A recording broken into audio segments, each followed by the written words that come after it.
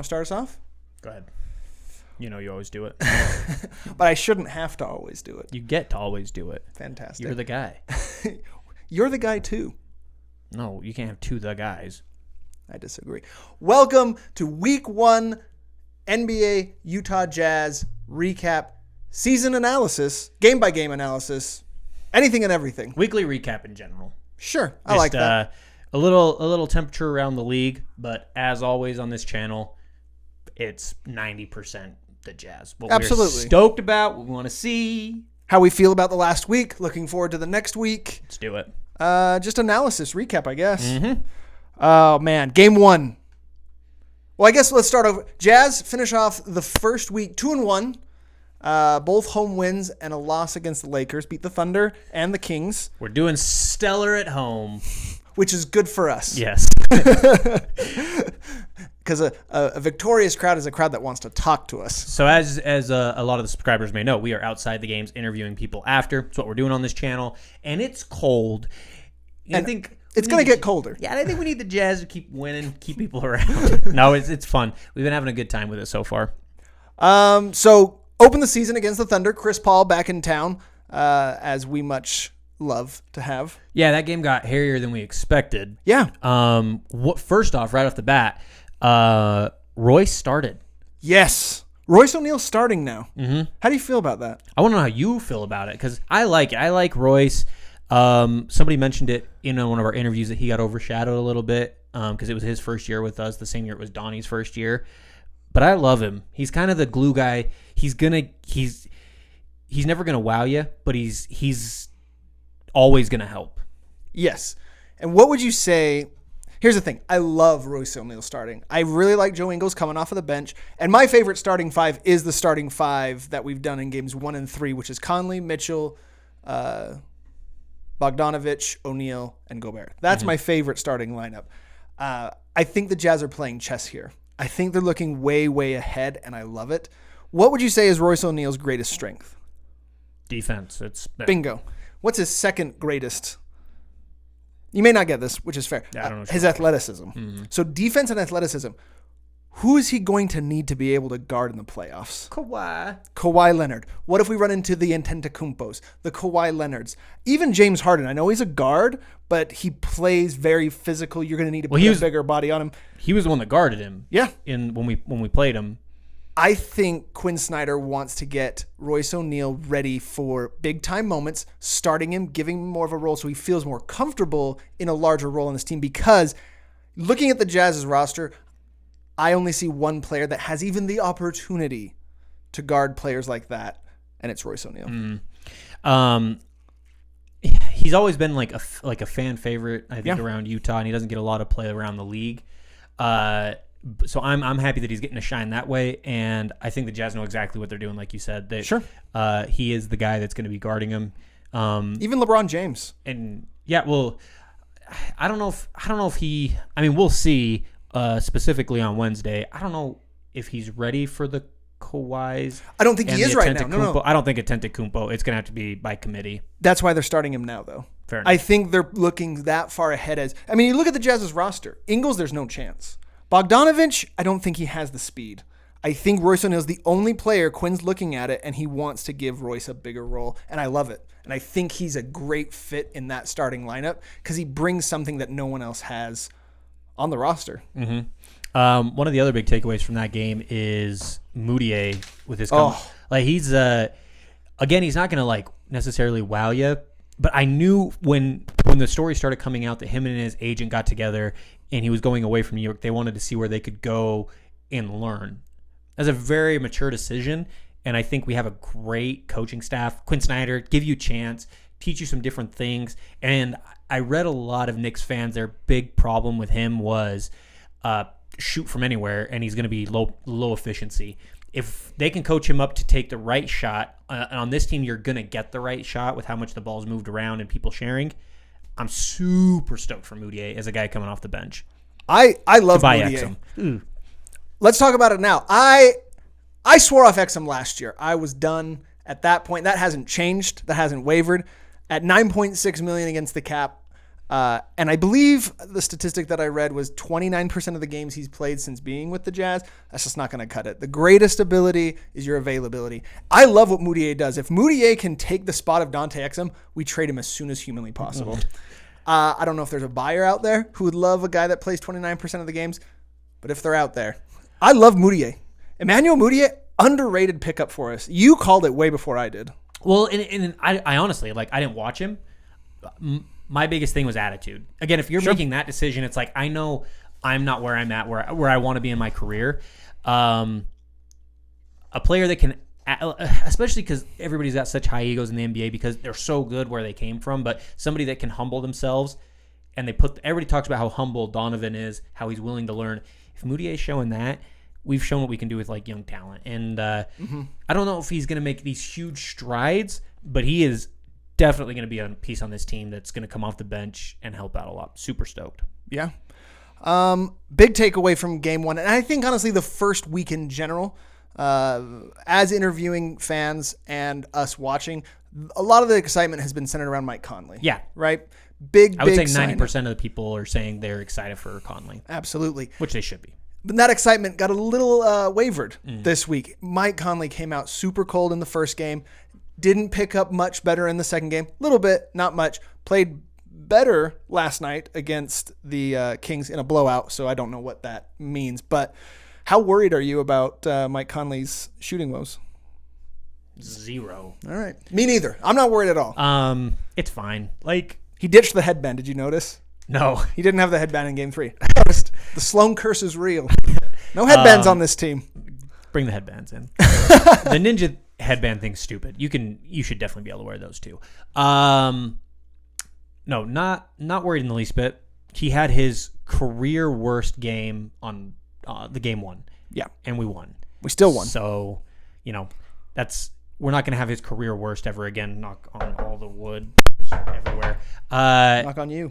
It's beginning of the season. He's never played for another team. It's a big moment. It's a first home game. Nerves. Yeah. I was nervous. I was nervous as well. But, we still got the win. And then the other player that I think picked up the slack, Bogdanović.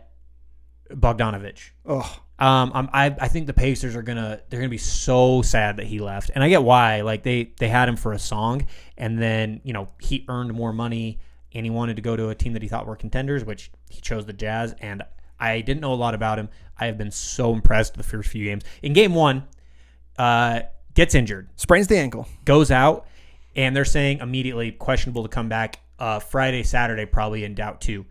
And then he still comes back when we were actually down to the Thunder. I believe we were down at 6 at that point. And he started making buckets. It looked like rebounds as well. I think he lifted the team emotionally too. Yeah. Yeah. And he still ended up missing Friday. Yes. But the fact that he, Iron Man came out, did his thing, got more points, and he was I think the man of the MVP of that game. Sure. Donovan has a fair shake at it as well. He put like 31 up or something. 32. So Mitchell leaving off right where or picking up right where he left off is what I mean to say. This is his team. He put on his cape in game 1. I believe he only had 2 points after the first quarter. So he scored 30 in 3 quarters. I mean, he can take over a game, and there's only a handful of players that can do that. He had his best rebounding game, I think, that game too. Or was that game 2? Gobert had, he had 12. He had 32 and 12 in game 1. Yeah, that was his best rebounding game. Yeah. 100%. All that. I want all of that. But let's just go into the Lakers game. We got hit in the mouth. I know it shows us we lost by 9. It was not that close. Yeah. It was a blowout. It was more than 20. I believe we tied it at 43 while watching it, and then from there it was all Lakers. Turnovers, 22 turnovers in that game. Unacceptable. The offense, while I was watching the game, just looked disjointed the whole way. Plays weren't being run. People were throwing things up. I don't know if that had anything to do with Bogdanović being out, with being such a new piece, but the flow of the offense wasn't there for the whole game. Well, our coach, Arthur Fleck, will be acutely aware of that. And he's, again, it's kind of like a Conley thing. Totally ready for them to right the ship on that. I'm not worried about that. through the 3 games actually, and we'll get more into. Well, really quick, sorry. That game we needed Bogdanovic. Sure. He rebounds, he shoots. Different game with Bogdanovic. Yeah. Do we win? No idea. LeBron's LeBron. Anthony Davis is Anthony Davis. Got to eat some crow on that. I thought they weren't going to be a problem for us at all. That's not fair. I did think they were going to be a problem, but I didn't think they were going to come on as strong as they did. But fair play to the Lakers. I hate to see it, but they beat us up and down the court. 100%. Which goes into Game 3. And I was going to say, through 3 games, you just brought this up to me. I didn't realize it. We have the lowest points allowed total of any team. So our defense number 1 points allowed seems to not have missed a step. No. And I think adding Conley and Bogdanovic helps. Why? Oh, Conley's a much better defender than Rubio. Is he? Yes. I always liked Rubio's defense. I think you're in the minority there. I did not like his defense. Okay. Conley's got a quicker step. He just does. He brings something, because I mean, even though he scored so low, I believe he was a +2 in the first game still, just because of everything he was doing on the defensive end. The Sacramento game, listen, the last 2 games on that back-to-back Friday and Saturday were both necessary games. Number 1, you need to get smacked in the mouth. And the Jazz got smacked in the mouth. We were drinking our Kool-Aid a little bit, and it was nice to have the Lakers smack us around and be like, okay, we actually need to come in and refocus. And then coming back and responding on the second day of a back-to-back and getting a blowout. Both things you need. You need a confidence-building blowout. You need to get smacked in the face. Like, honestly, this is as good as a week 1 as you can hope for. However, minus an ankle injury to Bogdanovic. And the turnovers persisted. Yes. So that still needs to get cleaned up. We talked about that a little bit, but there was, I think you said 21 turnovers that game? Yeah, I looked them up. We had 11 against Oklahoma City, 22 against the Lakers, and 21 against the Kings. That's not okay. We have got to stay in the 11 to 14 range. You can't have these sort of mistakes with this talented of a team. Coach Fleck will clean it up. You got to stop saying that. Why? He is Snyder. He is Joker. We didn't talk about this in prep. But you refute that. I will refute it. I refute. He's the Joker. The look and everything. He's him. So I mean, it was a blowout. Yeah, the fans are super happy. We met a lot of good people after the game as well. Yeah, some fans with their first game. Other fans excited for the season. And the Mountain jerseys, they were nice. Their debut. Yeah, it was nice to see them. I don't love the logo. I never have. But it's represented my childhood. Absolutely. It's just endearing. I remember the day it got announced. I was so happy. I learned to, there was 2 things that I could draw in the 5th grade. I would draw these 3 images of Tigger that I had on a folder. And then I would just trace and draw the Jazz logo in different ways. And my teacher, Miss Warner, was probably like, will you do math and stop drawing these 4 images? And no. But yeah, and thank you to everyone that's come out and talked to us. We are going to be around every home game, like we said. We're either at the Stockton and Malone statues or the Note. We're still trying to pick our favorite place. Go to Jazzed Fans on Twitter. We'll usually post where we're at, so that way you know. But thanks to everyone that's come out. There have been a couple of people that have shouldn't talk to us. We didn't post those. But everyone that just trolling us. Just trolling. Just dumb. People with at a Kings Jazz game with a Cleveland LeBron jersey on, and then just a guy with a Mitchell jersey saying he wanted the Kings to win. Yeah, that stuff's not going to get on the channel. Just to be clear, everyone that we've posted, great interviews. They've honestly been awesome. Thanks so much. But here's the thing, I want to very, very clearly state: it's not live. It's a YouTube channel. So if you come on and the camera's rolling and you are dumb, it's just not going to go anywhere. This isn't a live feed. So just keep that in mind. Just be sincere. If you want to come talk to us, come talk to us. If it's a good interview, or even if we don't agree with what you say, as long as you come and you bring something coherent, we'll post it. Mm-hmm. But yeah, there were a couple that were just head scratchers. Let's look forward. This week, only one home game. Hold on. Oh. We got to give in the week in review. Week in review. We are going to give our player of the week. That it's very, very subjective. It's not going to be objective. Like, oh, Donovan had the most points, so we give it to him. A lot of it is just going to be who we were impressed by. And I think this week obviously goes to Bogdanovic with how much we've talked about him. I know he missed a game, Unanimous decision. but everybody's been loving what they've seen from him. On offense, super high output. He drives like Ingles to the basket. Oh, he drives better. Well, but it's like slow and like almost labored, but it's like it's going in. But it's so, yeah, I just feel like it's so much more determined.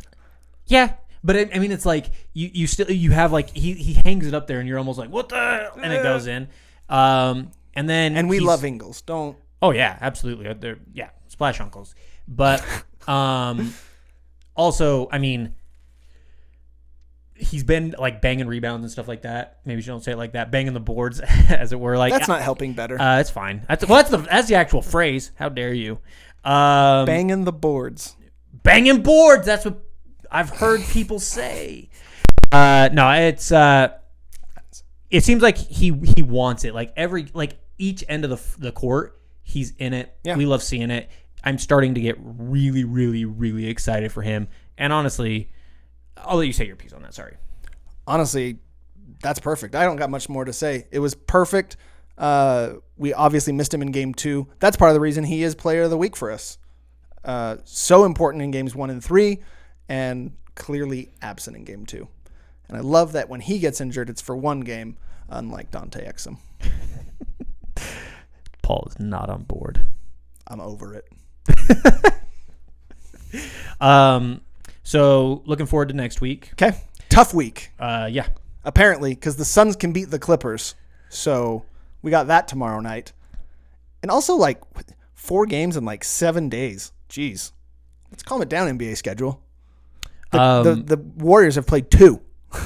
Do you think it's an anomaly? The Suns versus the Clippers? Oh, that? Yes. So everyone's going to lose. Here's the thing. We really don't know. We know a handful of teams are good and a handful of teams are bad. But there's about 20 plus teams that we just don't know about yet. And the Suns might be one of those teams. How they beat them without Andre Ayton, I have no idea.